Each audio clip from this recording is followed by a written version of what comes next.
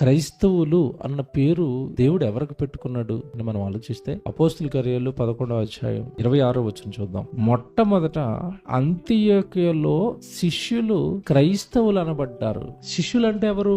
గురువు వెనకాల ఉండి గురువు చెప్పింది చేసే వాళ్ళని ఏమంటారు? శిష్యులు అంటారు. ఇప్పుడు మొట్టమొదట దేవుడు ఎవరిని క్రైస్తవులు అన్నాడు? శిష్యులని అందరిని అనలేదు, శిష్యులను. శిష్యులు అంటే గురువు గారు చెప్పినట్టుగా గురువు గారిని అంటి పెట్టుకుని బ్రతికే వాళ్ళని ఏమంటారు? శిష్యులు. ఏమంటే ఆ కాలంలో చాలా మంది మనుషులు ఉన్నారు. అందరినీ, భూమి మీద ఉన్న మనుషులు అందరినీ నా శిష్యులు అన్నాడా? అనలేదు. ఎవరిని అన్నాడు?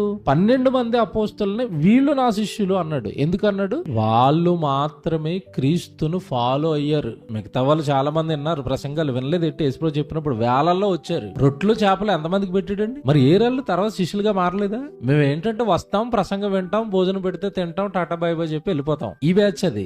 ఆ బ్యాచ్ శిష్యులు కాదు. శిష్యుడు అంటే అర్థం ఏంటంటే క్రీస్తును అంటి పెట్టుకుని వెళ్ళేవాడు శిష్యుడు. క్రైస్తవుడు అంటే ఎవరో కూడా ఇప్పటివరకు మన వాళ్ళకి తెలీదు. బాప్తిసం తీసుకున్న అందరూ క్రైస్తవులు అనుకుంటున్నారు. కాదు, చాలా మంది మునుగుతారు. నీటిలో మునగడానికి ఏముంది? టక్కమని ఏమన్నా కష్టం ఉంటుందండి బాప్తిసం తీసుకోవటం? కష్టమైన పనా? యేసుక్రీస్తుల వారిని ఫాలో అవటం కష్టమా? బాప్తిసం తీసుకోవడం కష్టమా? ఫాలో అవటం కష్టం. బాప్తిసం తీసుకోవటం ఏముంది?